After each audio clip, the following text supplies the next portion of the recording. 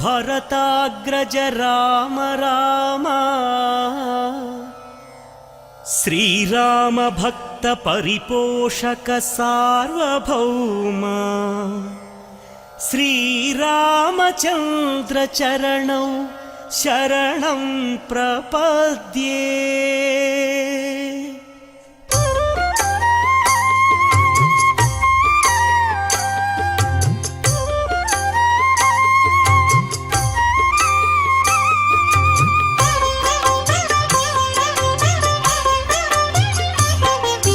ಶ್ರೀರಾಮ ರಾಮ ಆನಂದಧಾಮ ಸೀತಾಮಾತ ಮನೋಭಿರಾಮ ರಣರಂಗ ಭೀಮ ಸಾಕೇತ ರಾಮ ಆದರ್ಶ ಮೂರ್ತಿ ಹೇ ಸಾರ್ವಭೌಮ ರಾಜೀವಲೋಚನ ಹೇ ಮೇಘಶ್ಯಾಮ ಪುರಾಣ ಪುರುಷ ರಾಜಲಲಾಮ ಅಗಣಿತ ಗುಣಗಣ ಸೀತಾಭಿರಾಮ ಮೋಹನ ರೂಪ ಅನಂತನಾಮ ಕೌಸಲ್ಯತನಯ ಕೋಸಲ ರಾಮ ಕಾರುಣ್ಯಮೂರ್ತಿ ಕಮನೀಯ ನಾಮ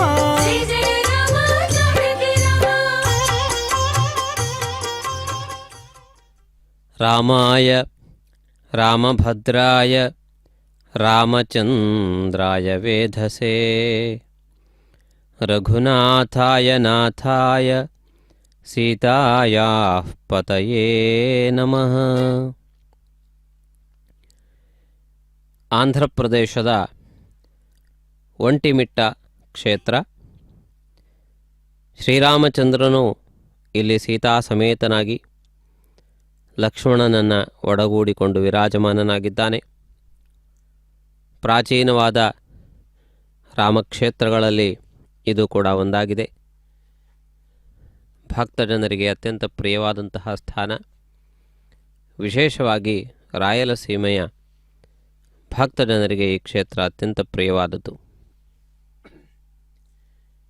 ಈ ಕ್ಷೇತ್ರದಲ್ಲಿ ವಾರ್ಷಿಕ ಬ್ರಹ್ಮೋತ್ಸವದ ಭಾಗವಾಗಿ ಇಂದು ರಾಮಚಂದ್ರನು ಪರಮ ಪರಾಕ್ರಮಿಯಾಗಿ ವಿರಾಜಮಾನನಾಗುತ್ತಾ ಸಮಸ್ತ ಪ್ರಾಣಿಗಳಿಗೆ ಒಡೆಯನೆಂದೆನಿಸಿಕೊಂಡಂತಹ ಸಿಂಹವನ್ನು ತನ್ನ ವಾಹನವಾಗಿರಿಸಿಕೊಂಡು ವಿರಾಜಮಾನನಾಗಿದ್ದಾನೆ. ಮೃಗರಾಜನ ಮೇಲೆ ಪರಮಾತ್ಮ ಇಂದು ಶೋಭಿಸುತ್ತಿದ್ದಾನೆ. ಭಕ್ತಜನರೆಲ್ಲರೂ ಈ ಉತ್ಸವದ ಕಳೆಯನ್ನು ಹೆಚ್ಚಿಸುತ್ತಾ ಕೋಲಾಟ, ಭಜನೆ, ಕೀರ್ತನೆ ಮೊದಲಾದ ಅನೇಕ ವಿಧವಾದಂತಹ ಚಟುವಟಿಕೆಗಳೊಂದಿಗೆ ಅತ್ಯಂತ ಆನಂದದಿಂದ ಈ ಉತ್ಸವದಲ್ಲಿ ಭಾಗಿಗಳಾಗಿದ್ದಾರೆ. ಉತ್ಸವ ಎನ್ನುವುದೇ ಉತ್ಸಾಹವನ್ನು ವರ್ಧಿಸುವುದಕ್ಕಾಗಿ ಇರುವಂತಹ ಕಾರ್ಯಕ್ರಮ. ವಾರ್ಷಿಕ ಬ್ರಹ್ಮೋತ್ಸವ ಎನ್ನುವುದು ವರ್ಷದಲ್ಲಿ ನಡೆಯುವ ಬೃಹತ್ತರವಾದಂತಹ ಜಾತ್ರೆ. ಈ ಒಂಟಿಮಿಟ್ಟ ಕ್ಷೇತ್ರದ ರಾಮನವಮಿಯ ಸಂದರ್ಭವಾಗಿ ಹಮ್ಮಿಕೊಳ್ಳುವ ಈ ಜಾತ್ರೆ ಭಕ್ತಜನರೆಲ್ಲರಿಗೂ ಆನಂದದಾಯಕವಾದದ್ದು, ಶುಭದಾಯಕವಾದದ್ದು. ಎಲ್ಲ ಭಕ್ತರು ಅತ್ಯಂತ ಭಕ್ತಿ ಶ್ರದ್ಧೆಗಳಿಂದ ಪಾಲ್ಗೊಳ್ಳುವಂತಹ ಉತ್ಸವ ಇದಾಗಿದೆ. ದೇವಾಲಯದ ವಾಹನ ಮಂಟಪದಿಂದ ಮುಂದುವರೆದು ಹೆಜ್ಜೆಯನ್ನು ಇಡುವುದಕ್ಕಾಗಿ ಇದೀಗ ಶ್ರೀರಾಮಚಂದ್ರನು ಸಂಸಿದ್ಧನಾಗಿದ್ದಾನೆ. ಸೀತಾಲಕ್ಷ್ಮಣರು ರಾಮನ ಜೊತೆಗಿದ್ದಾರೆ. ಇಲ್ಲಿರುವಂತಹ ದೇವಾಲಯದ ಗರ್ಭಾಲಯದಲ್ಲಿ ಒಂದೇ ಪೀಠದಲ್ಲಿ 3 ಜನರು ಇರುವುದನ್ನು ನಾವು ಗಮನಿಸಬಹುದು. ಆದ್ದರಿಂದ ಎಲ್ಲ ವಾಹನ ಸೇವೆಗಳಲ್ಲಿಯೂ ಕೂಡ ಸೀತಾರಾಮ ಲಕ್ಷ್ಮಣರು ದರ್ಶನವನ್ನು ನೀಡುತ್ತಾರೆ. ತಿರುಮಲ ಕ್ಷೇತ್ರದ ಬ್ರಹ್ಮೋತ್ಸವದಲ್ಲಿ ಕೆಲವು ವಾಹನಗಳಲ್ಲಿ ರಾಮನು, ಶ್ರೀ ವೆಂಕಟರಾಮನು ಶ್ರೀದೇವಿ ಭೂದೇವಿ ಸಮೇತನಾಗಿ, ಕೆಲವು ವಾಹನಗಳಲ್ಲಿ ತಾನೊಬ್ಬನೇ ವಿಹರಿಸುವುದನ್ನು ನೋಡುತ್ತೇವೆ. ಅದಕ್ಕೆ ಭಿನ್ನವಾದಂತಹ ರೀತಿಯಲ್ಲಿ ಇಲ್ಲಿರುವ ಒಂಟಿಮಿಟ್ಟ ಕ್ಷೇತ್ರದಲ್ಲಿ ಎಲ್ಲ ವಾಹನಗಳಲ್ಲಿಯೂ ಕೂಡ ಈ ರಾಮ ಪರಿವಾರವನ್ನು ಕಾಣಬಹುದು.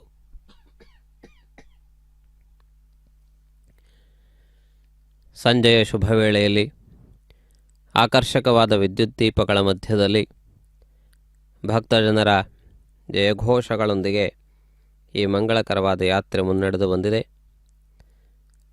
ಈ ವಾಹನ ಸೇವೆಯನ್ನು ನಿರ್ವಹಿಸುವುದಕ್ಕಾಗಿ ಅರ್ಚಕರು ಎಲ್ಲ ವಿಧವಾದ ಸಿದ್ಧತೆಗಳನ್ನು ಕೈಗೊಂಡಿದ್ದಾರೆ. ದೇವಾಲಯದ ಒಳಪ್ರಾಂಗಣದಿಂದ ಉತ್ಸವ ಮೂರ್ತಿಯನ್ನು ಮೇಳತಾಳಗಳೊಂದಿಗೆ ಪಲ್ಲಕ್ಕಿಯಲ್ಲಿ ಹೊತ್ತು ವಾಹನ ಶಾಲೆಗೆ ತರುವುದು, ಅಲ್ಲಿ ವಿಗ್ರಹಕ್ಕೆ ವಿಶೇಷವಾದ ಎಲ್ಲ ಅಲಂಕಾರಗಳನ್ನು ಮಾಡುವುದು ಹಾಗೂ ಆ ವಾಹನವನ್ನು ಕೂಡ ಶುಭ್ರಗೊಳಿಸಿ ಎಲ್ಲ ವಿಧವಾದಂತಹ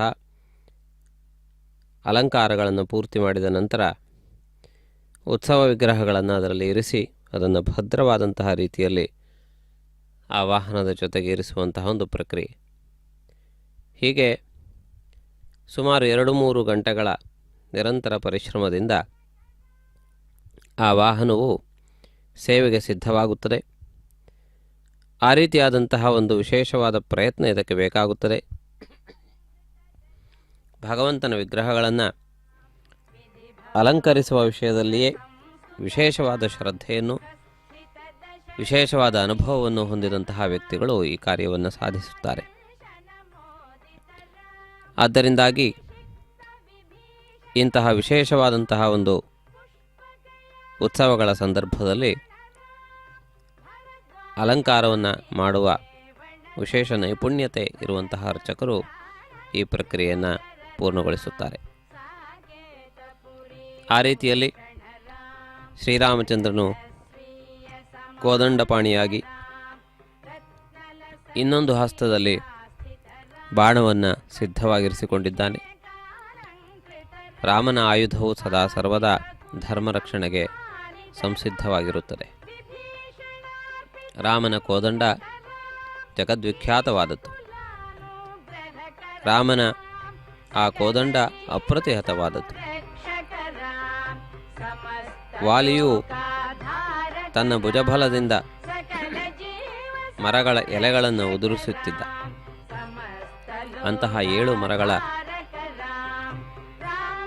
ಅಂತಹ ಬಲಿಷ್ಠವಾದಂತಹ ಮರಗಳನ್ನು 7 ಒಂದೇ ಬಾಣದಿಂದ ಪೂರ್ತಿಯಾಗಿ ತುಂಡರಿಸಿ ಅನೇಕ ಯೋಜನೆಗಳ ಮೇರೆಗೆ ಅದನ್ನು ಕೊಂಡೊಯ್ದು ಬಿಸುಟಂತಹ ವಿಶೇಷವಾದಂತಹ ಶಕ್ತಿ ಈ ಕೋದಂಡದ ಬಾಣಕ್ಕಿದೆ. ಆದ್ದರಿಂದಲೇ ಲೋಕದಲ್ಲಿ ಅಪ್ರತಿಹತವಾದದ್ದು ಎನ್ನುವ ಅರ್ಥದಲ್ಲಿ ರಾಮಬಾಣ ಎನ್ನುವಂತಹ ಪ್ರಯೋಗವೂ ಇದೆ. ರೋಗಗಳಿಗನ್ನು ತಪ್ಪದೆ ನಿವಾರಣೆಗೊಳಿಸುವಂತಹ ಔಷಧಗಳನ್ನು ರಾಮಬಾಣ ಎಂದು ಕರೆಯುವಂತಹ ವಾಡಿಕೆಯು ಕೂಡ ಲೋಕದಲ್ಲಿ ಕಂಡುಬರುತ್ತದೆ. ರಾಮನ ಪರಾಕ್ರಮಕ್ಕೆ, ರಾಮನ ಬಾಣಕ್ಕೆ ಪರಾಜಯವಿಲ್ಲ ಎನ್ನುವುದು ಅದರ ಅರ್ಥವಾಗಿದೆ. ರಾಮಾಯಣದಲ್ಲಿ ಒಂದು ವಿಶೇಷವಾದಂತಹ ಘಟನೆ ನಡೆದದ್ದನ್ನು ಈ ಸಂದರ್ಭದಲ್ಲಿ ಸ್ಮರಿಸಬಹುದು. ಸೀತಾರಾಮರು ಅರಣ್ಯವಾಸದಲ್ಲಿ ಇದ್ದ ಸಂದರ್ಭದಲ್ಲಿ ಸೀತಾದೇವಿಯ ಕಾಲಿನ ಮೇಲೆ ಪರಮಾತ್ಮ ಸ್ವಲ್ಪ ವಿಶ್ರಾಂತಿಯನ್ನು ಸ್ವೀಕರಿಸುತ್ತಿದ್ದ ಸಂದರ್ಭ.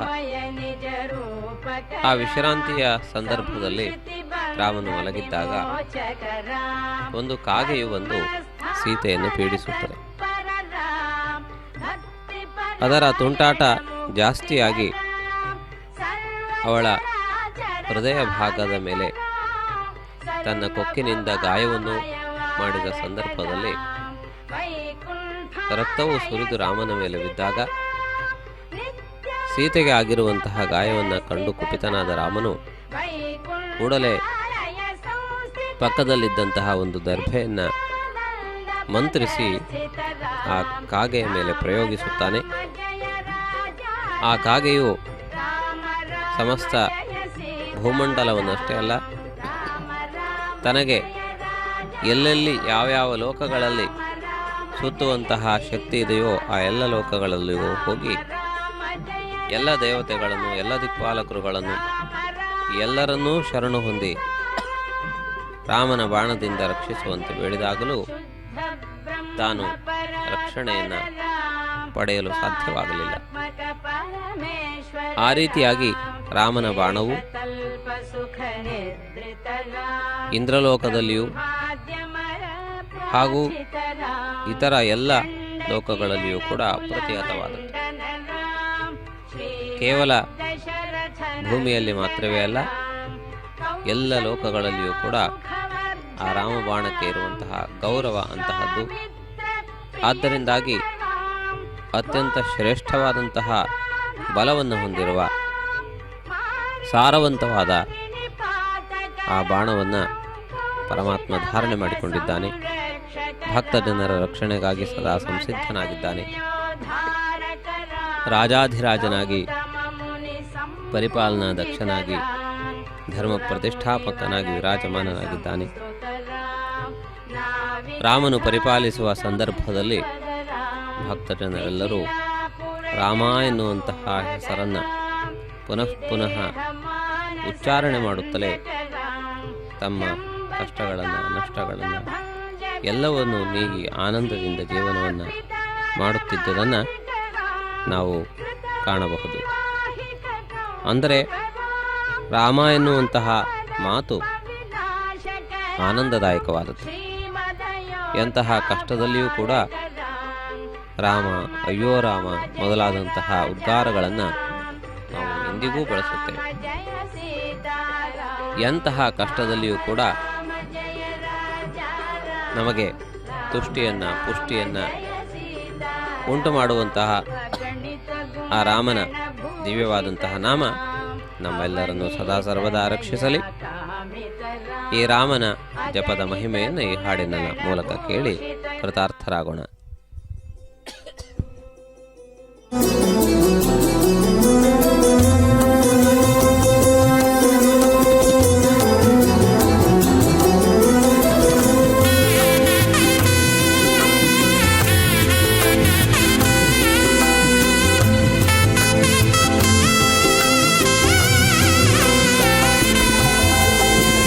ರಾಮ ರಾಮ ಭದ್ರ ರವಿವಂಶ ರಾಘವ, ರಾಮ ರಾಮ ಭದ್ರ ರವಿವಂಶ ರಾಘವ, ఏమియరు దీది నీకింతటి వానికిని, ఏమియరు దీది నీకింతటి వానికిని, రామ రామ భద్ర రవివంశ రాఘవ.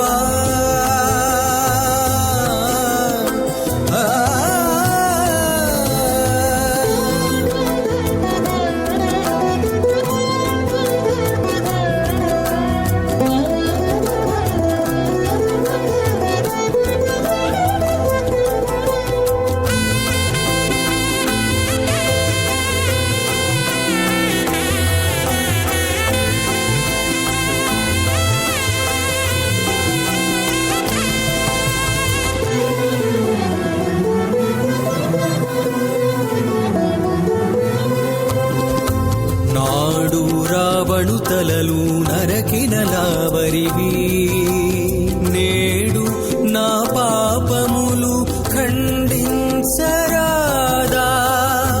నాడు రావణు తలలు నరకినలావరివి, నేడు నా పాపములు ఖండించరాదా. వాడి ప్రతాపము తోడా వారిది గట్టిన నాటి వాడవు, వాడి ప్రతాపము తోడా వారిది గట్టిన నాటి వాడవు. ఇట్టే నా మనోవార్తి కట్టరాదా. రామ రామ భద్ర రవివంశ రాఘవ, రామ రామ భద్ర రవివంశ రాఘవ.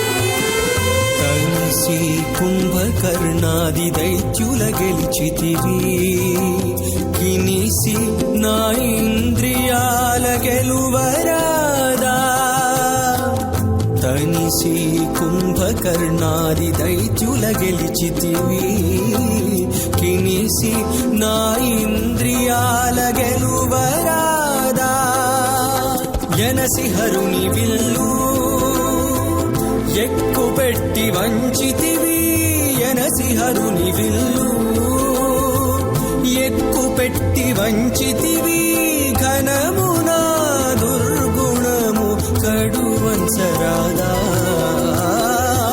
రామ రామ భద్ర రవివంశ రాఘవా రామ రామ భద్ర రవివంశ రాఘవా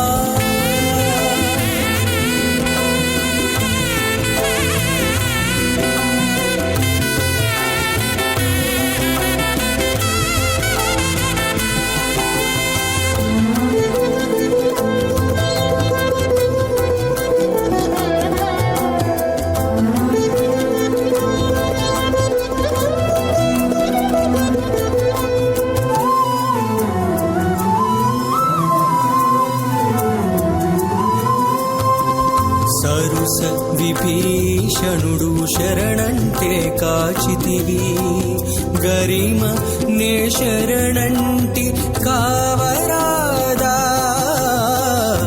సరుస విభీషణుడు శరణంటే కాచితివి గరిమ నే శరణంటి కావరాదా తొరలి శ్రీ వెంకటేశ దొడ్డు గొంచమెంచనేలా తొరలి శ్రీ వెంకటేశ దొడ్డు గొంచమెంచనేలా 20 లోకహితానకు ఏదైనా ಜಗದ್ಹಿತದಾಯಕನಾದ ರಾಮಚಂದ್ರನ ಮಂಗಳಕರವಾದ ಸಿಂಹವಾಹನ ಸೇವೆಯನ್ನು ವೀಕ್ಷಿಸುತ್ತಿದ್ದೀರಿ. ಸಿಂಹವು ಪರಾಕ್ರಮಕ್ಕೆ ಪ್ರಸಿದ್ಧವಾದದ್ದು. ಸ್ವಯಮೇವ ಮೃಗೇಂದ್ರತ ಎನ್ನುವಂತಹ ಮಾತಿದೆ. ಸಿಂಹಕ್ಕೆ ಯಾರೂ ಪಟ್ಟಾಭಿಷೇಕವನ್ನು ಮಾಡುವವರಿಲ್ಲ. ರಾಜ್ಯದ ಗಡಿಗಳನ್ನು ನಿರ್ಣಯಿಸುವವರೂ ಇಲ್ಲ. ಯಾರೂ ಅದರ ಪರಾಕ್ರಮಕ್ಕೆ ಎದುರು ನಿಲ್ಲುವವರೂ ಇಲ್ಲ. ಸ್ವಯಂಘೋಷಿತವಾದಂತಹ ರಾಜ್ಯ, ಸ್ವಯಂಘೋಷಿತವಾದಂತಹ ರಾಜತ್ವ, ಈ ಎರಡನ್ನೂ ಪೋಷಿಸುವಂತಹ ಸಿಂಹದ ಪರಾಕ್ರಮ ಅತ್ಯಂತ ಶ್ರೇಷ್ಠವಾದದ್ದು. ಆದ್ದರಿಂದಾಗಿ ಅರಣ್ಯಕ್ಕೆ ರಾಜನನ್ನಾಗಿ ಅಂಗೀಕರಿಸಿದ್ದಾರೆ.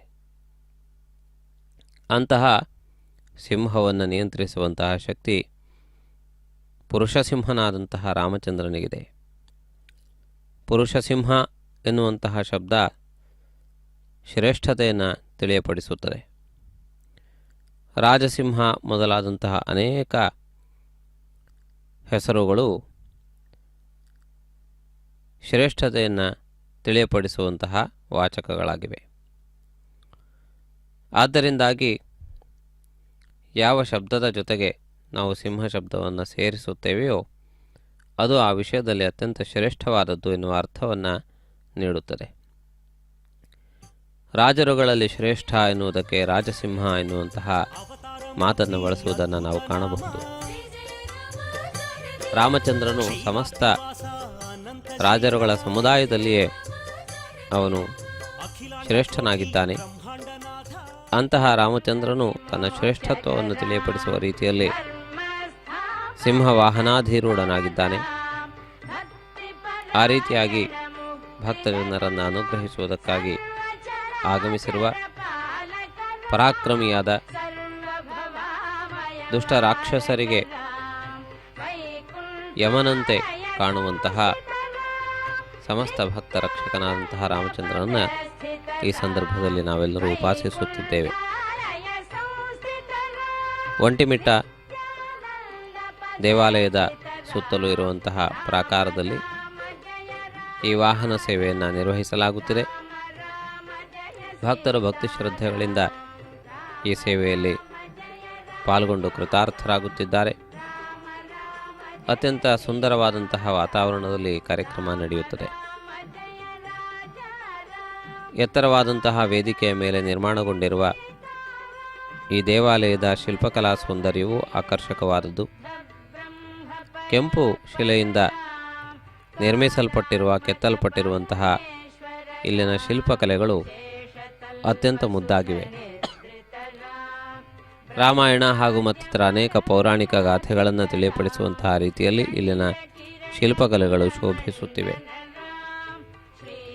ಅವುಗಳಲ್ಲಿ ಶಿಲ್ಪಿಯ ಸೂಕ್ಷ್ಮವಾದಂತಹ ಕೆತ್ತನೆಗಳನ್ನು, ಅವುಗಳಲ್ಲಿ ಬಿಂಬಿಸಲ್ಪಟ್ಟಿರುವಂತಹ ಭಾವನೆಗಳನ್ನು ನಾವು ಸ್ಪಷ್ಟವಾಗಿ ಅರ್ಥೈಸಿಕೊಳ್ಳಬಹುದಾಗಿದೆ. ಆ ರೀತಿಯಾದಂತಹ ಸೂಕ್ಷ್ಮವಾದಂತಹ ಕೆತ್ತನೆಯ ಕಾರ್ಯದಿಂದ ಈ ದೇವಾಲಯಕ್ಕೆ ವಿಶೇಷವಾದಂತಹ ಮೆರುಗನ್ನು, ಸಂತೋಷವನ್ನು ಶಿಲ್ಪಿಗಳು ಒದಗಿಸಿಕೊಟ್ಟಿದ್ದಾರೆ. ಇಂತಹ ಮಹತ್ವಪೂರ್ಣವಾದಂತಹ ಸ್ಥಾನದಲ್ಲಿ ನಡೆಯುತ್ತಿರುವ ಉತ್ಸಾಹದಾಯಕವಾದ ಬ್ರಹ್ಮೋತ್ಸವದಲ್ಲಿ ನಾವೆಲ್ಲರೂ ಭಾಗಿಗಳಾಗಿದ್ದೇವೆ. ರಾಮಚಂದ್ರನ ಎಲ್ಲ ವಿಧವಾದಂತಹ ಲೀಲೆಗಳು ಮಾನವರೆಲ್ಲರಿಗೂ ಸ್ಫೂರ್ತಿದಾಯಕವಾದದ್ದು. ಅಂತಹ ವಿಶೇಷವಾದಂತಹ ಒಂದು ಮಾರ್ಗವನ್ನು ಮಾನವರಿಗೆ ತೋರಿದಂತಹ ಪುರುಷೋತ್ತಮನಾದಂತಹ ರಾಮಚಂದ್ರನನ್ನು ನಾವು ಈ ಸಂದರ್ಭದಲ್ಲಿ ಕಂಡು ಧನ್ಯರಾಗೋಣ. ಯಾರು ರಾಮನಾಮವನ್ನು ನಿರಂತರವಾಗಿ ಉಚ್ಚರಿಸುತ್ತಿರುತ್ತಾರೆಯೋ ಅಂಥವರು ಎಲ್ಲ ವಿಧವಾದಂತಹ ಭಯದಿಂದಲೂ ಮುಕ್ತರಾಗಿರುತ್ತಾರೆ. ಅವರಿಗೆ ಯಾವ ವಿಧವಾದಂತಹ ಭಯವೂ ಅವರನ್ನು ಕಾಡುವುದಿಲ್ಲ ಎಂದು ಹೇಳಲಾಗಿದೆ. ಆದ್ದರಿಂದ ರಾಮ ಎನ್ನುವಂತಹದ್ದು ಕೇವಲ ಹೆಸರಲ್ಲ, ಅದು ಮಂತ್ರವೆಂದು ಹೇಳಲಾಗಿದೆ. ರಾಮ ಮಂತ್ರವ ಜಪಿಸೋ, ಈ ಮಂತ್ರ ಆ ಮಂತ್ರ ಜಪಿಸಿ ಕೆಡಲು ಬೇಡ. ಇದು ದಾಸರವಾಣಿ. ಉಳಿದಂತಹ ಮಂತ್ರಗಳನ್ನು ಬದಿಗಿಟ್ಟು ರಾಮ ಮಂತ್ರವನ್ನು ಜಪಿಸಿದರೂ ಸಾಕು. ಒಂದೊಂದು ಪ್ರಯೋಜನಕ್ಕೆ ಒಂದೊಂದು ಮಂತ್ರಗಳು ಹೇಳಲ್ಪಟ್ಟಿವೆ. 16 ಪ್ರಯೋಜನಗಳನ್ನು ಸಾಧಿಸುವುದಕ್ಕಾಗಿ ಬೇರೆ ಬೇರೆ ಮಂತ್ರಗಳನ್ನು ಆಶ್ರಯಿಸುವುದಕ್ಕಿಂತಲೂ ಕಲ್ಪವೃಕ್ಷದಂತೆ ಸಮಸ್ತವನ್ನು ಒಂದೆಡೆ ನಮಗೆ ಒದಗಿಸಿಕೊಡುವ, ಇಹದಿಂದ ಪರದವರೆಗೆ, ಈ ಲೋಕದಿಂದ ವೈಕುಂಠ ಲೋಕದವರೆಗೆ ಬೇಕಾದಂತಹ ಎಲ್ಲ ವಿಧವಾದ ಫಲಗಳನ್ನು, ಸೌಖ್ಯಗಳನ್ನು ಅನುಗ್ರಹಿಸುವ ರಾಮ ಮಂತ್ರ ಹೊಂದಿದ್ದರೆ ಸಾಕು ಎಂದು ಸ್ಪಷ್ಟವಾದಂತಹ ನುಡಿಗಳಲ್ಲಿ ದಾಸರುಗಳು ಉಪದೇಶಿಸಿದ್ದಾರೆ. ಆ ರೀತಿಯಾಗಿ ರಾಮ ಮಂತ್ರವನ್ನು ಯಾರು ನಿರಂತರವಾಗಿ ಸ್ಮರಿಸುತ್ತಿರುತ್ತಾರೆಯೋ ಅಂಥವರಿಗೆ ಯಾವ ವಿಧವಾದಂತಹ ಕಷ್ಟಗಳು ಬಾಧಿಸುವುದಿಲ್ಲ. ಆ ರೀತಿ ರಾಮನಾಮ ಸ್ಮರಣೆಯಿಂದಲೇ ರಾಮನನ್ನು ಪ್ರತ್ಯಕ್ಷವಾಗಿರಿಸಿಕೊಂಡವಳು ಶಬರಿ. ರಾಮನನ್ನು ಪ್ರತ್ಯಕ್ಷವಾಗಿ ನೋಡದೇ ಇದ್ದರೂ ಕೇವಲ ರಾಮನಾಮವನ್ನು ನುಡಿಯುವುದರ ಮೂಲಕ, ಆ ಪದದ ಮೂಲಕ, ಆ ಪದದಿಂದ ಹೇಳಲ್ಪಡುವಂತಹ ರಾಮನನ್ನು ತನ್ನೆಡೆಗೆ ಕರೆಸಿಕೊಳ್ಳುವಲ್ಲಿ ಯಶಸ್ವಿನಿಯಾಗಿದ್ದಾಳೆ. ಅಂದರೆ ರಾಮನನ್ನು ಕಾಣುವುದಕ್ಕೆ, ರಾಮನಿಂದ ಅನುಗ್ರಹವನ್ನು ಪಡೆಯುವುದಕ್ಕೆ, ರಾಮನ ಹೆಸರನ್ನು ಗ್ರಹಿಸುವುದರಿಂದ ರಾಮನನ್ನು ನಾವು ಕಾಣಬಹುದು, ರಾಮನ ಅನುಗ್ರಹಕ್ಕೆ ಪಾತ್ರರಾಗಬಹುದು ಎನ್ನುವುದನ್ನು ಶಬರಿ ನಿರೂಪಿಸಿದ್ದಾಳೆ.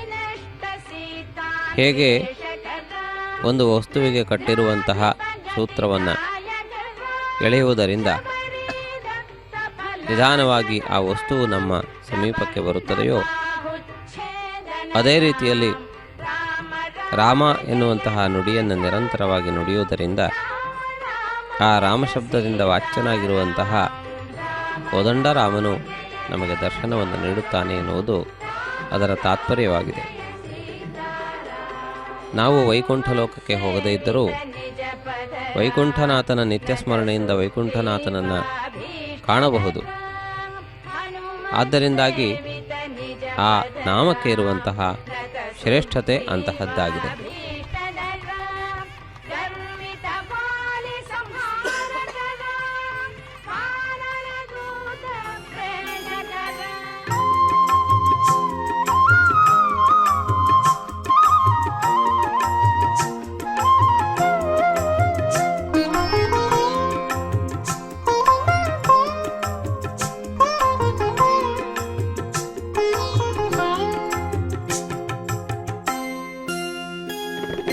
రామచంద్రుడితడు రఘువీరుడు, రామచంద్రుడితడు రఘువీరుడు, కామిత ఫలములియగలిగే నిందరికి రామచంద్రుడితడు రఘువీరుడు, కామిత ఫలములియగలిగే నిందరికి రామచంద్రుడితడు రఘువీరుడు.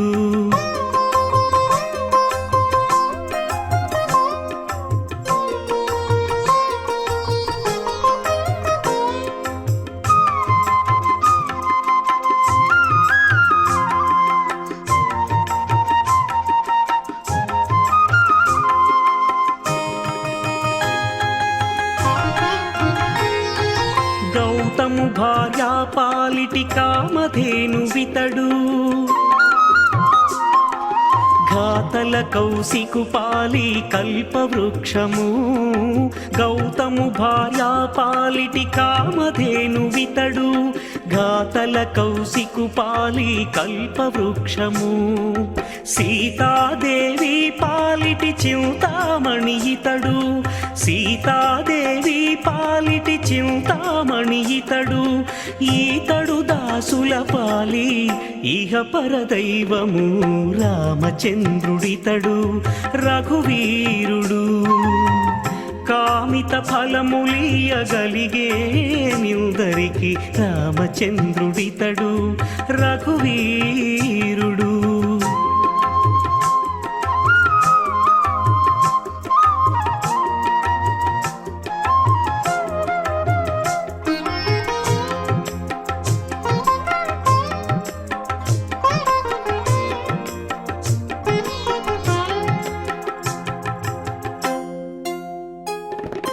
పరగ సుగ్రీవు పాలి పరమ బంధుడితడు, పరగ సుగ్రీవు పాలి పరమ బంధుడితడు, సరి హనుమంతు పాలి సామ్రాజ్యము, నిరతి విభీషణు పాలి నిధానము, నిరతి విభీషణు పాలి నిధానము, గారిమ జనకు పాలి ఘన పారిజాతము రామచంద్రుడితడు రఘువీరుడు, కామిత ఫలములియగలిగే నిందరికి రామచంద్రుడితడు రఘువీరుడు.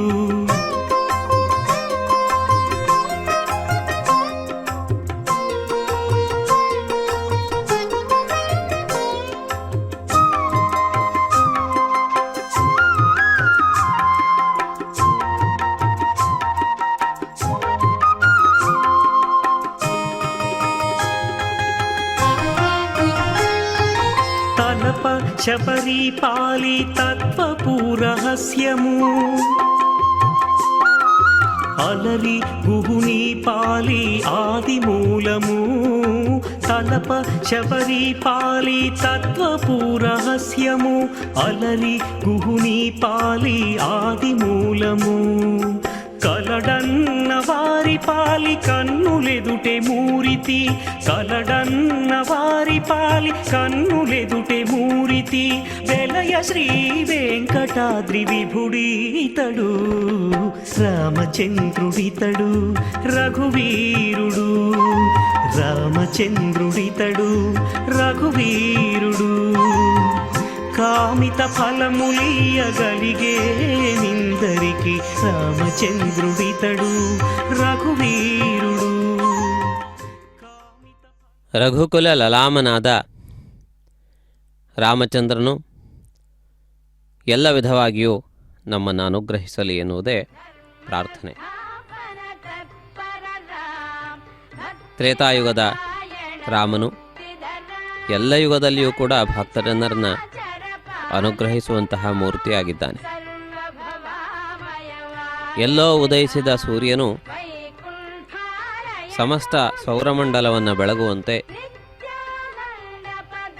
ಯಾವುದೋ ತ್ರೇತಾಯುಗದಲ್ಲಿ ಅವತರಿಸಿದಂತಹ ರಾಮನು ಕಾಲದ ಎಲ್ಲ ಸಂದರ್ಭಗಳನ್ನು ಕೂಡ ಬೆಳಗುತ್ತಿದ್ದಾನೆ. ಆ ರಾಮನ ದಿವ್ಯವಾದಂತಹ ಕೀರ್ತಿ ಎಲ್ಲ ಕಾಲಗಳಲ್ಲಿಯೂ ಕೂಡ ಎಲ್ಲೆಡೆ ಅದು ಪಸರಿಸಿದೆ ಎನ್ನುವುದನ್ನು ನಾವು ಗುರುತಿಸಬೇಕಾಗಿದೆ. ರಾಮನ ದಿವ್ಯವಾದಂತಹ ವೈಭವ, ಆ ಕೀರ್ತಿ, ಆ ಪೌರುಷ ಅನೇಕ ಯುಗಗಳನ್ನು ದಾಟಿ ನಿಂತಿದೆ. ರಾಮನ ಆಗಮನಕ್ಕಿಂತಲೂ ಮುಂಚಿತವಾಗಿಯೂ ಕೂಡ ಪುರಾಣಗಳಲ್ಲಿ ರಾಮಾವತಾರದ ಉಲ್ಲೇಖಗಳಿವೆ ಎಂದು ಹಿರಿಯರು ಹೇಳುತ್ತಾರೆ. ಹೇಗೆ ನಾವು ಮುಂದೆ ಬರಲಿಕ್ಕಿರುವ ಕಲ್ಕಿಯ ಅವತಾರದ ಬಗ್ಗೆ ಮಾತನಾಡುತ್ತೇವೆಯೋ ಅದೇ ರೀತಿಯಲ್ಲಿ ರಾಮಾವತಾರಕ್ಕಿಂತಲೂ ಮುಂಚಿತವಾಗಿ ರಾಮಾವತಾರದ ಗುಣಲಕ್ಷಣಗಳ ಬಗ್ಗೆ ಋಷಿಮುನಿಗಳು ತಮ್ಮ ದಿವ್ಯ ದೃಷ್ಟಿಯಿಂದ ವೈಭವವನ್ನು ಕಂಡಿರಬಹುದು. ಆ ರೀತಿಯಾಗಿ ಆ ರಾಮನ ದಿವ್ಯಮಂಗಲ ವೈಭವವನ್ನು ಪುನಃ ಪುನಃ ಸ್ಮರಿಸುತ್ತಾ ಪುನಃ ಪುನಃ ಅವುಗಳನ್ನು ಆರಾಧಿಸುವಂತಹ ಅವಕಾಶ ಪ್ರಾಪ್ತವಾಗುತ್ತಿದೆ. ಈ ಸಂದರ್ಭದಲ್ಲಿ ರಾಮಮೂರ್ತಿಗೆ ಕರ್ಪೂರ ಮಂಗಲ ನೀರಾಜನವನ್ನು ನಿವೇದಿಸುತ್ತಿದ್ದಾರೆ. ದೇವಾಲಯದ 4 ಮೂಲೆಗಳಲ್ಲಿ ರಾಮನಿಗೆ ಕರ್ಪೂರ ಮಂಗಲ ನೀರಾಜನವನ್ನು ನೈವೇದ್ಯವನ್ನು ಒದಗಿಸಿ ಈ ಸೇವೆಯಲ್ಲಿ ಆ ರಾಮಚಂದ್ರನ ದಿವ್ಯವಾದಂತಹ ವೈಭವವನ್ನು ಎಲ್ಲ ದಿಕ್ಕುಗಳಲ್ಲಿಯೂ ಕೂಡ ಹರಡುವಂತೆ ಮಾಡುತ್ತಿದ್ದಾರೆ. ರಥಬೀದಿಗಳ ಎಲ್ಲ ಸ್ಥಾನಗಳಲ್ಲಿ ಇರುವಂತಹ ದಿಕ್ಪಾಲಕರುಗಳು ರಾಮನ ಸೇವೆಯಲ್ಲಿ ಪಾಲ್ಗೊಳ್ಳುತ್ತಾರೆ ಎಂದು ಆಗಮಶಾಸ್ತ್ರಗಳು ಸೂಚಿಸುತ್ತಿವೆ. ಆದ್ದರಿಂದಾಗಿ ಅಂಕುರಾರ್ಪಣೆಯ ಸಂದರ್ಭದಲ್ಲಿ ಎಲ್ಲ ದಿಕ್ಕುಗಳಲ್ಲಿಯೂ ದಿಕ್ಪಾಲಕರುಗಳನ್ನು ಆವಾಹಿಸಿ ಪ್ರತಿಷ್ಠಾಪನೆ ಮಾಡಿ ಈ ಉತ್ಸವವು ದಿಗ್ವಿಜಯವಾಗಿ ನಡೆಯುವಂತೆ, ಯಾವ ವಿಧವಾದಂತಹ ವಿಘ್ನಗಳು ಬಾರದೇ ಇರುವಂತೆ ರಕ್ಷಿಸುವಂತೆ ಪ್ರಾರ್ಥನೆಯನ್ನು ಮಾಡಲಾಗುತ್ತದೆ. ವೈಖಾನಸ ಹಾಗೂ ಪಾಂಚರಾತ್ರ ಆಗಮಗಳಲ್ಲಿ ಪರಮಾತ್ಮನ ಸೇನಾಧಿಪತಿಯಾದ ವಿಶ್ವಕ್ಸೇನನೇ ಪರಮಾತ್ಮನು ನಡೆದಾಡುವಂತಹ ದಾರಿಗಳೆಲ್ಲವನ್ನೂ ಕೂಡ ಪರೀಕ್ಷಿಸಿ ಅವುಗಳು ಭದ್ರವಾಗಿವೆ, ಶುದ್ಧವಾಗಿವೆ, ದೇವತೆಗಳ ಸಂಚಾರಕ್ಕೆ ಯೋಗ್ಯವಾಗಿದೆ ಎಂದು ನಿರ್ಧರಿಸಿದ ನಂತರವೇ ಪರಮಾತ್ಮನ ವಾಹನ ಸೇವೆ ಪ್ರಾರಂಭವಾಗುತ್ತದೆ. ಆ ರೀತಿ ಜಗದೊಡೆಯನ ಆಗಮನವನ್ನು ಪರೀಕ್ಷಿಸುವುದಕ್ಕಾಗಿ, ಅವನ ಏರ್ಪಾಟುಗಳನ್ನು ನಿರೀಕ್ಷಿಸುವುದಕ್ಕಾಗಿ ಮಹಾವಿಷ್ಣುವಿನ ಸೇನಾಪತಿಯಾದಂತಹ ವಿಶ್ವಕ್ಸೇನನು ರಥಬೀದಿಗಳಲ್ಲಿ ಸಂಚರಿಸುವಂತಹ ವಿಶೇಷ ಸಂದರ್ಭಗಳನ್ನು ಕೂಡ ನಾವು ನೋಡಬಹುದಾಗಿದೆ.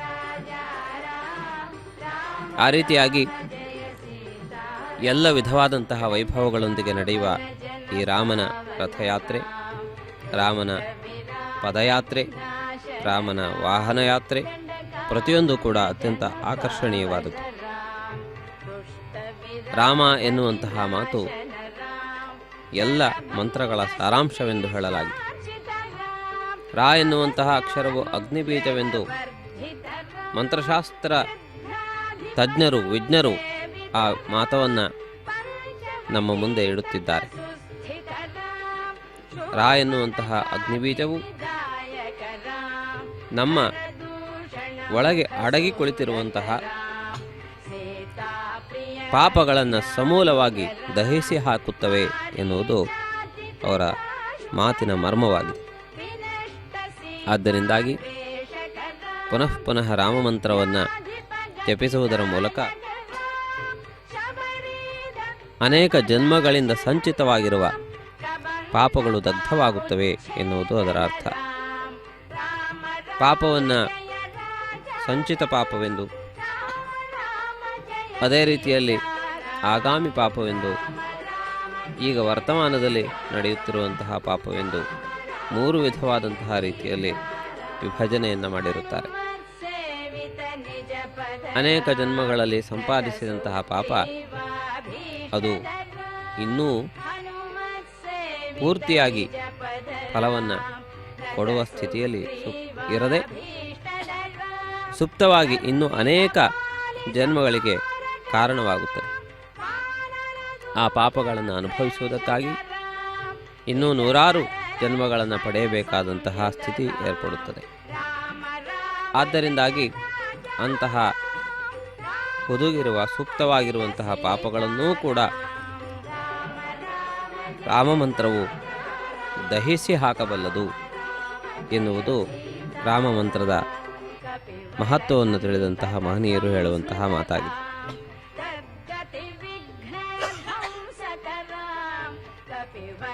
ತಾವೀ ಸಂದರ್ಭದಲ್ಲಿ ಕೇರಳದ ಚಂಡೆ ವಾದ್ಯವಾದಕರ ವಿನ್ಯಾಸಗಳನ್ನು ವೀಕ್ಷಿಸುತ್ತಿದ್ದೀರಿ.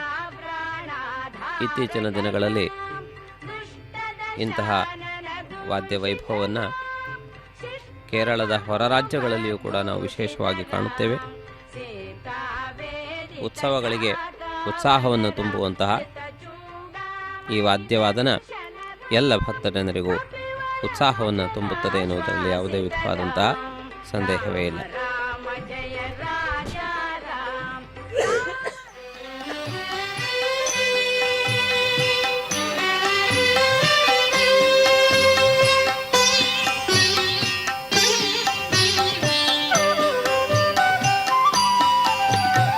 దీన రక్షకుడఖిల వినుతుడు దేవదేవుడు రాముడు జానకి పతి కొలువుడి.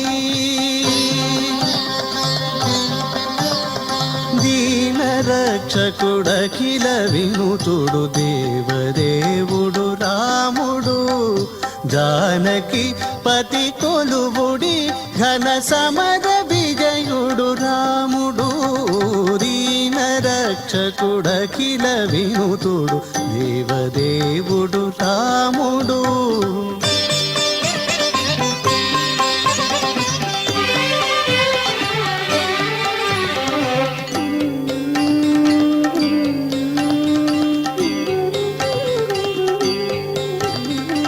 అరుణి తారక బ్రహ్మ మంత్రమై అమరినత్తము రాముడు సురలగాచి అసురుల నడచిన సూర్యకులదుడు రాముడు. అరుణి తారక బ్రహ్మ మంత్రమై అమరినత్తము రాముడు సురలగాచి అసురుల నడచిన సూర్యకులదుడు రాముడు. సరయునందును మూర్తి చూరలు జనుల కొసగడి రాముడు.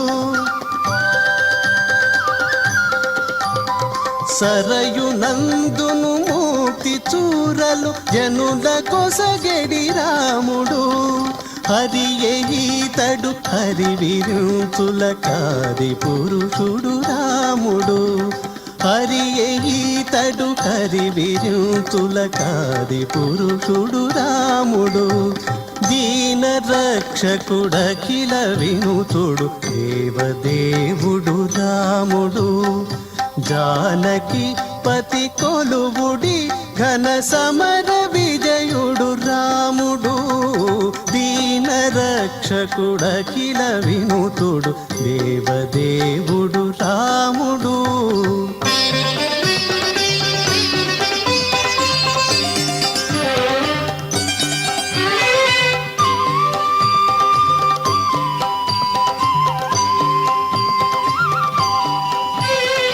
బలిని మించిన దైవికమ్ముతు భక సులభుడు రాముడు నిలిచితన సరిలేని వేలుపు నిగమవంద్యుడు రాముడు బలిమి మించిన దైవికమ్ముతు భక్త సులభుడు రాముడు నిలిచితన సరిలేని వేలుపు నిగమవంద్యుడు రాముడు మెలుపు శ్రీ వెంకటగిరీంద్రము మీది దేవుడు రాముడు మెలుపు శ్రీ వెంకటగిరీంద్రము మీది దేవుడు రాముడు వెలసెవావిలి పాటి లోపలి వీర విజయుడు రాముడు వెలసెవావిలి పాటి లోపలి వీర విజయుడు రాముడు దీన రక్షకుడఖిల వినుతుడు దేవదేవుడు రాముడు జానకి పతి కొలువుడి ఘన సమర విజయుడు రాముడు దీన రక్షకుడఖిల వినుతుడు దేవదేవుడు రాముడు శ్రీరామ జయ రామ జయ జయ రామ శ్రీరామ జయ రామ జయ జయ రామ శ్రీరామ జయ రామ జయ జయ రామ శ్రీరామ జయ రామ జయ జయ రామ హే రామ ರಾಮ ಎನ್ನುವ ಎರಡಕ್ಷರ ಎಲ್ಲ ವಿಧವಾದಂತಹ ದೋಷಗಳನ್ನು ಹೋಗಲಾಡಿಸುತ್ತದೆ ಎನ್ನುವ ವಿಷಯವನ್ನು ನಾವು ಈ ಹಿಂದೆ ಮನನ ಮಾಡುತ್ತಾ ಇದ್ದೆವು. ರಾ ಎನ್ನುವಂತಹ ಅಕ್ಷರವನ್ನು ಉಚ್ಚಾರಣೆ ಮಾಡಿದಾಗ ಒಳಗೆ ಇರುವಂತಹ ಪಾಪಗಳೆಲ್ಲವೂ ಕೂಡ ಹೊರಹೋಗಿ ಮಾ ಎನ್ನುವಂತಹ ಮಕಾರವನ್ನು ಉಚ್ಚಾರಣೆ ಮಾಡಿದಾಗ ನಮ್ಮ ತುಟಿಗಳೆರಡೂ ಬೆರೆತು ಅವು ಕವಾಟವಾಗಿ ಹೊರಗೆ ಹೋದಂತಹ ಪಾಪಗಳು ಮತ್ತೆ ನುಸುಳಿ ಒಳಗೆ ಪ್ರವೇಶಿಸದಂತೆ ತಡೆಯುತ್ತವೆ ಎಂದು ಚಮತ್ಕಾರವಾಗಿ ಹೇಳಿದ್ದಾರೆ. ತೆಲುಗು ಭಾಷೆಯಲ್ಲಿ ರಾ ಕಲುಷಂಬುಲೆಲ್ಲ ಬಯಲಂಬಡದ್ರೋಚಿನ ಮಾ ಕವಾಟಮೈ ಬ್ರೋಚು ನಿಕ್ಕಮ ನಿಧಿಯುತುಲನ್ನ ತದೀಯ ವರ್ಣಮೂಲ್ ಗೈಕೊನಿ ನುಡುವಗಾನರುಗಾಕ. ರಾ ಎನ್ನುವಂತಹ ಅಕ್ಷರವನ್ನು ಉಚ್ಚಾರಣೆ ಮಾಡುವುದರಿಂದ ಪಾಪಗಳೆಲ್ಲವೂ ಕೂಡ ನಿಷ್ಕ್ರಮಿಸಿ ಮಾ ಎನ್ನುವಂತಹ ಅಕ್ಷರವನ್ನು ಉಚ್ಚರಿಸಿದಾಗ ಅವು ಮತ್ತೆ ತಿರುಗಿ ಒಳ ಪ್ರವೇಶಿಸದೇ ಇರುವಂತೆ ತಡೆಯುವಂತಹ ಇವೆರಡರ ಸಂಯೋಗವಾಗಿರುವಂತಹ ರಾಮ ಎನ್ನುವಂತಹ ಮಂತ್ರವನ್ನಲ್ಲದೆ ಇನ್ನೊಂದು ಮಂತ್ರವನ್ನು ಯಾಕೆ ಜಪಿಸಬೇಕು ಎಂದು ಕೇಳಲಾಗಿದೆ. ರಾಮಚಂದ್ರನನ್ನು ವಿಶೇಷವಾಗಿ ಆರಾಧಿಸಿದಂತಹ ಭದ್ರಾದ್ರಿಯ ರಾಮದಾಸರು ಈ ಮಾತನ್ನು ಹೇಳಿದ್ದಾರೆ. ರಾಮನನ್ನು ಆರಾಧಿಸಿದಂತಹ ಅನೇಕರು ಭಕ್ತ ಪರಂಪರೆಯಲ್ಲಿ ನಮಗೆ ಕಂಗೊಳಿಸುತ್ತಿರುತ್ತಾರೆ. ರಾಮನ ಕಾಲದಲ್ಲಿಯೇ ರಾಮನನ್ನು ಆರಾಧಿಸಿದವರು, ರಾಮನ ಆಗಮನಕ್ಕಿಂತಲೂ ಮುಂಚಿತವಾಗಿಯೇ ರಾಮನ ಆರಾಧನೆಯನ್ನು ಮಾಡಿಕೊಂಡು ಇದ್ದವರು, ರಾಮನ ಕಾಲದ ನಂತರವೂ ರಾಮನನ್ನು ಉಪಾಸಿಸಿದವರು. ಹೀಗೆ ರಾಮನ ಮಂತ್ರ ಅತ್ಯಂತ ಸುದೀರ್ಘವಾದಂತಹ ಇತಿಹಾಸವನ್ನು ಅಡಗಿಸಿಕೊಂಡಿದೆ. ಅನೇಕ ಋಷಿಮುನಿಗಳು ಈ ರಾಮಮಂತ್ರವನ್ನು ಉಚ್ಚರಿಸಿ ಕೃತಾರ್ಥರಾಗಿದ್ದಾರೆ. ವಿಶ್ವಾಮಿತ್ರ ಮಹರ್ಷಿಗಳು ರಾಮಲಕ್ಷ್ಮಣರನ ಯಜ್ಞ ಸಂರಕ್ಷಣೆಗೆ ಕರೆದೊಯ್ದ ಸಂದರ್ಭದಲ್ಲಿ ನಸುಕಿನಲ್ಲಿ ಇನ್ನೂ ನಿದ್ರೆ ಏಳದೇ ಇರುವಂತಹ ರಾಮನ ಮುಖಾರವಿಂದವನ್ನು ಕಂಡು ಆನಂದಭರಿತರಾಗಿ ಕೌಸಲ್ಯ ಸುಪ್ರಜಾ ರಾಮ ಎಂದು ರಾಮನನ್ನು ಕರೆದಂತಹ ಆ ಪದ್ಧತಿ ಇಂದಿಗೂ ಕೂಡ ಎಲ್ಲ ದೇವಾಲಯಗಳ ಸುಪ್ರಭಾತ ಸೇವೆಯಲ್ಲಿ ತಪ್ಪದೇ ಹೇಳಲ್ಪಡುವಂತಹ ಮಂತ್ರವಾಗಿದೆ. ಬ್ರಹ್ಮಜ್ಞಾನಿಗಳಾದಂತಹ ವಿಶ್ವಾಮಿತ್ರರು ಕೂಡ ಆ ರಾಮನಾಮವನ್ನು ಹೇಳುವಲ್ಲಿ ಪುಲಕಿತರಾಗಿದ್ದರು ಎನ್ನುವುದನ್ನು ನಾವು ಮರೆಯುವಂತಿಲ್ಲ. ಹೀಗೆ ಬ್ರಹ್ಮಜ್ಞಾನಿಗಳಿಗೂ ಕೂಡ ರೋಮಾಂಚನವನ್ನು ಉಂಟು ಮಾಡುವಂತಹ ರಾಮಮಂತ್ರವನ್ನು ನಿರಂತರವಾಗಿ ನುಡಿದು ಕೃತಾರ್ಥರಾಗೋಣ. ತಿರುಮಲ ಕ್ಷೇತ್ರದಲ್ಲಿ ಶ್ರೀ ಶ್ರೀನಿವಾಸನನ್ನು ರಾಮರೂಪದಲ್ಲಿ ಕಂಡು ಅನೇಕ ಗೀತೆಗಳನ್ನು ಬರೆದಂತಹ ಅನ್ನಮಾಚಾರ್ಯರು ಆ ರಾಮನ ಸ್ವರೂಪವನ್ನು, ರಾಮನ ವೈಭವವನ್ನು ವರ್ಣಿಸಿದ್ದಾರೆ. ತಿರುಮಲ ಕ್ಷೇತ್ರದಲ್ಲಿಯೂ ಕೂಡ ದೇವಾಲಯದಲ್ಲಿ ಕೋದಂಡಧಾರಿಯಾದಂತಹ ರಾಮನನ್ನು ಇಂದಿಗೂ ಕಾಣಬಹುದು. ಉತ್ಸವ ವಿಗ್ರಹಗಳಲ್ಲಿ ಒಬ್ಬನಾಗಿ ಶ್ರೀರಾಮಚಂದ್ರನು ತನ್ನ ಪರಿವಾರದೊಂದಿಗೆ ಇಂದಿಗೂ ವಿರಾಜಮಾನನಾಗಿದ್ದಾನೆ. ಅಲ್ಲಿ ಅಂಗದ, ಹನುಮ, ಅನಂತ, ಸುಗ್ರೀವ ಮೊದಲಾದಂತಹ ಅನೇಕರು ಆ ಪರಿವಾರದಲ್ಲಿ ಸೇರಿಕೊಂಡಿದ್ದಾರೆ. ಸೀತಾನ್ವೇಷಣೆಯಲ್ಲಿ ತೊಡಗಿದಂತಹ ಅನೇಕ ವಾನರಗಳು ಆ ರಾಮನ ಪರಿವಾರದಲ್ಲಿ ಇಂದಿಗೂ ಇರುವುದನ್ನು ನಾವು ಕಾಣುತ್ತೇವೆ.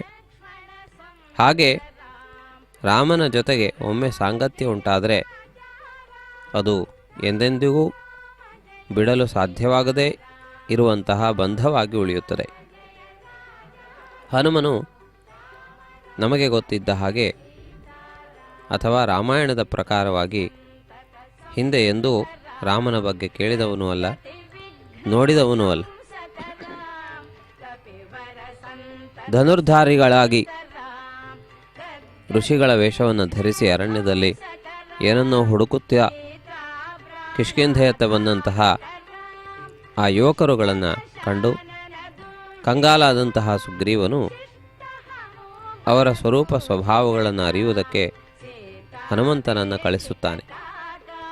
ಅದೇ ಮೊದಲ ಬಾರಿ ರಾಮನ ದರ್ಶನವನ್ನು ಹನುಮಂತ ಮಾಡಿಕೊಂಡ. ರಾಮನ ಲಕ್ಷ್ಮಣರನ್ನು ಸ್ವಲ್ಪ ವಂಚಿಸುವುದಕ್ಕಾಗಿ ವಾನರ ರೂಪವನ್ನು ಪರಿತ್ಯಜಿಸಿ ಭಿಕ್ಷು ರೂಪವನ್ನು ಧಾರಣೆ ಮಾಡಿಕೊಂಡಿದ್ದ. ಅವರನ್ನು ನೋಡಿದಾಕ್ಷಣ ಇವರು ಸಜ್ಜನರು, ಇವರು ನಂಬಲು ಅರ್ಹರಾದವರು ಎನ್ನುವ ನಿರ್ಧಾರಕ್ಕೆ ಬಂದು ತನ್ನ ರೂಪವನ್ನು ಪರಿತ್ಯಜಿಸಿದ. ಅವರ ಜೊತೆ ಮುಕ್ತವಾಗಿ ಮಾತನಾಡಿದ, ಸತ್ಯವನ್ನು ತಿಳಿಯಪಡಿಸಿದ, ಸುಗ್ರೀವನ ಜೊತೆಗೆ ಮೈತ್ರಿಯನ್ನು ಮಾಡಿಸಿದ ಎನ್ನುವುದನ್ನು ನೋಡುತ್ತೇವೆ. ಯಾವ ರಾಮನ ಪರಿಚಯದ ನಂತರ ಅಂದಿನಿಂದ ಇಂದಿನವರೆಗೂ ಚಿರಂಜೀವಿಯಾದಂತಹ ಹನುಮನು ಆ ರಾಮನ ಚರಣವನ್ನು, ರಾಮನ ನಾಮವನ್ನು ಬಿಡಲಿಲ್ಲ. ಆದ್ದರಿಂದಾಗಿ ರಾಮನ ನಿರಂತರವಾದಂತಹ ಸ್ಮರಣೆಯನ್ನು ಇಂದಿಗೂ ಹನುಮ ಮಾಡುತ್ತಾ ತಪೋಮಗ್ನನಾಗಿದ್ದಾನೆ ಎಂದು ಹಿರಿಯರು ತಿಳಿಯಪಡಿಸುತ್ತಾರೆ. ಆ ರೀತಿಯಾಗಿ ನಿರಂತರವಾದಂತಹ ರಾಮನಾಮ ಜಪದ ಆನಂದದಲ್ಲಿ ಮುಳುಗಿದಂತಹ ಆಂಜನೇಯನು ನಮ್ಮನ್ನು ರಕ್ಷಿಸಲಿ, ಅನುಗ್ರಹಿಸಲಿ. ಈ ಶುಭ ವೇಳೆಯಲ್ಲಿ ತಾವು ವೀಕ್ಷಿಸುತ್ತಿರುವಂತೆ ರಮಣೀಯ ಮೂರ್ತಿಯಾದಂತಹ ರಾಮಚಂದ್ರನು ಸೀತಾಲಕ್ಷ್ಮಣ ಸಮೇತನಾಗಿ ವಿರಾಜಮಾನನಾಗಿದ್ದಾನೆ. ಲಕ್ಷ್ಮಣನು ಕೂಡ ಸರ್ವಲಕ್ಷಣ ಸಂಪನ್ನನಾಗಿ ಶೋಭಿಸುತ್ತಿದ್ದಾನೆ. ಆಯುಧೋಪೇತನಾಗಿ ಕ್ಷತ್ರಿಯ ಲಾಂಛನಗಳೊಂದಿಗೆ ವಿರಾಜಮಾನನಾಗಿದ್ದಾನೆ. ಈ ಇಬ್ಬರು ರಾಜಕುಮಾರರುಗಳು ಲೋಕರಕ್ಷಕರಾಗಿ ವಿಶ್ವಾಮಿತ್ರನ ಯಜ್ಞರಕ್ಷಣೆಯನ್ನು ಮಾಡಿದಂತಹ ಸಂದರ್ಭವನ್ನು ನಾವು ಗಮನಿಸಬಹುದು. ಹಗಲು ರಾತ್ರಿ ಭೇದವಿಲ್ಲದೆ, ಬೆಳಕು ಹಾಗೂ ಕತ್ತಲೆ ಎನ್ನುವಂತಹ ಭೇದವೂ ಇಲ್ಲದೆ ಅಹೋರಾತ್ರಿ ಅವರು ಯಜ್ಞರಕ್ಷಣೆಯನ್ನು ಮಾಡಿದ್ದನ್ನು ನಾವು ನೋಡುತ್ತೇವೆ. ಹಸಿವು, ನೀರಡಿಕೆ, ನಿದ್ರೆ ಇವುಗಳೆಲ್ಲವನ್ನು ಅತಿಕ್ರಮಿಸಿದ ಬಲ, ಅತಿಬಲ ಎನ್ನುವಂತಹ ವಿದ್ಯೆಯನ್ನು ಸ್ವಾಧೀನಗೊಳಿಸಿಕೊಂಡವರು, ಆ ವಿದ್ಯೆಯನ್ನು ಸಿದ್ಧಪಡಿಸಿಕೊಂಡವರು, ಅದರಲ್ಲಿ ಸಿದ್ಧಿಯನ್ನು ಕಂಡಂತಹ ಇವರು ಎಂತಹ ಪರಿಸ್ಥಿತಿಯಲ್ಲಿಯೂ ಕೂಡ ಬಲವು ಕುಗ್ಗದೇ ಇರುವಂತೆ ತಮ್ಮನ್ನು ರಕ್ಷಿಸಿಕೊಳ್ಳಬಲ್ಲಂತಹ ಶಕ್ತಿ ಸಾಮರ್ಥ್ಯಗಳನ್ನು ಹೊಂದಿದವರು. ಅನೇಕ ಅಸ್ತ್ರಗಳನ್ನು, ಶಸ್ತ್ರಗಳನ್ನು, ಅವುಗಳ ಪ್ರಯೋಗಗಳನ್ನು, ಉಪಸಂಹಾರಗಳನ್ನು ಅರಿತವರು. ಕುಶನಾಭನ ಸಂತಾನವಾದಂತಹ ಅಸ್ತ್ರಗಳನ್ನು ರಾಮಲಕ್ಷ್ಮಣರು ವಿಶ್ವಾಮಿತ್ರರ ಮೂಲಕ ಸಾಧಿಸಿಕೊಂಡಿದ್ದಾರೆ. ಅಂತಹ ಅಪ್ರತಿಹತವಾದಂತಹ ಬಲಧಾಮನಾಗಿರುವಂತಹ ರಾಮನನ್ನು ನಾವು ಸದಾ ಸರ್ವದಾ ಸ್ಮರಿಸಿ ಧನ್ಯರಾಗೋಣ. ರಾಮ ಅನ್ನದ ಆ ಜಿಹ್ವೆಯು ಜಿಹ್ವೆಯಲ್ಲ, ರಾಮ ಎನ್ನುವಂತಹ ಆ ಭಗವಂತನ ದಿವ್ಯ ಸ್ವರೂಪವನ್ನು ಸ್ಮರಿಸದೇ ಇರುವಂತಹ ಆ ಮನಸ್ಸು ಮನಸ್ಸಲ್ಲ. ಆದ್ದರಿಂದಾಗಿ ರಾಮ ಎಂದು ಉಚ್ಚಾರಣೆಯನ್ನು ಮಾಡುವುದೇ ಈ ಜನ್ಮಕ್ಕೆ ಸಾರ್ಥಕತೆ. ರಾಮ ಎಂದು ಕರೆಯಬಲ್ಲಂತಹ ವಾಗೀಂದ್ರಿಯವನ್ನು ಹೊಂದಿದಂತಹ ಮನುಷ್ಯರು ಆ ಮಾತನ್ನು ಬಳಸದೇ ಇದ್ದರೆ ಅವರ ಇಂದ್ರಿಯಕ್ಕೆ ಯಾವ ವಿಧವಾದಂತಹ ಪ್ರಯೋಜನವೂ ಇಲ್ಲ. ಆದ್ದರಿಂದಾಗಿ ಸರ್ವಲೋಕಾಭಿರಾಮನಾದ, ಸರ್ವರಿಗೂ ಬೆಳದಿಂಗಳನಂತೆ ಆನಂದವನ್ನು ತುಂಬಿಕೊಡುವ ಆ ರಾಮನ ದಿವ್ಯವಾದಂತಹ ವೈಭವವನ್ನು ಸದಾ ಸ್ಮರಿಸುವಂತಹ ಅವಕಾಶವನ್ನು ಪರಮಾತ್ಮ ನಮಗೆಲ್ಲರಿಗೂ ಪ್ರಸಾದಿಸಲಿ. ಈ ಶುಭ ವೇಳೆಯಲ್ಲಿ ಕೋದಂಡ ರಾಮಾಲಯದಲ್ಲಿ ವಾರ್ಷಿಕ ಬ್ರಹ್ಮೋತ್ಸವದ ಭಾಗವಾಗಿ ಇರಿಸಿರುವಂತಹ ಅನೇಕ ರಾಮಾಯಣ ಗಾಥೆಗಳನ್ನು ತಾವು ನೋಡಬಹುದಾಗಿದೆ. ದಶರಥ ಮಹಾರಾಜನು ಅತ್ಯಂತ ಆಸಕ್ತಿಯಿಂದ, ತನ್ಮಯತ್ವದಿಂದ 4 ತನ್ನ ಪುತ್ರರನ್ನು ವೀಕ್ಷಿಸುತ್ತಿದ್ದಾನೆ. ಕೌಸಲ್ಯ, ಸುಮಿತ್ರೆ ಹಾಗೂ ಕೈಕೇಯಿ ಎನ್ನುವಂತಹ ತಾಯಂದಿರು ತಮ್ಮ ಮುದ್ದು ಮಕ್ಕಳನ್ನು ನೋಡಿ ಆನಂದಭರಿತರಾಗುತ್ತಿದ್ದಾರೆ. ಸಂತೋಷದ ಕಡಲಾಗಿ, ಸಂತೋಷದ ಪ್ರವಾಹವಾಗಿ ಆ ಮಕ್ಕಳು ಆ ದಶರಥನ ಮನೆಯನ್ನು ತುಂಬಿದ್ದಾರೆ. ಆ ರೀತಿಯಾಗಿ ಪುತ್ರಕಾಮೇಷ್ಟಿಯ ಮೂಲಕ ಪ್ರಾಪ್ತವಾಗಿರುವಂತಹ ಫಲವನ್ನು ದಶರಥ ಮಹಾರಾಜನು ಅತ್ಯಂತ ಧನ್ಯತಾಭಾವದಿಂದ ಸ್ವೀಕರಿಸಿದ್ದಾನೆ. ಮಹಾತಪಸ್ವಿಯೂ ಯಶಸ್ವಿಯೂ ಆದ ದಶರಥ ಮಹಾರಾಜನು ರಾಮಲಕ್ಷ್ಮಣರನ್ನು, ಭರತ ಶತ್ರುಘ್ನರನ್ನು ಕಂಡು ಧನ್ಯನಾಗಿದ್ದಾನೆ. ಅಂತಹ ಮಹನೀಯ ಕಮನೀಯ ಸ್ವರೂಪದಿಂದ 4 ಅಚ್ಚುನಿಂದ ಮಾಡಿದಂತಹ ಗೊಂಬೆಗಳಂತೆ ಶೋಭಿಸುತ್ತಿರುವ ತನ್ನ ಮುಗ್ಧ ಸಂತಾನವನ್ನು ಕಂಡು ದಶರಥನು ಮೌನಿಯಾಗಿದ್ದಾನೆ, ಮುಗ್ಧನಾಗಿದ್ದಾನೆ. ಯದುರಾ ರಘುಪತಿ ಕೀ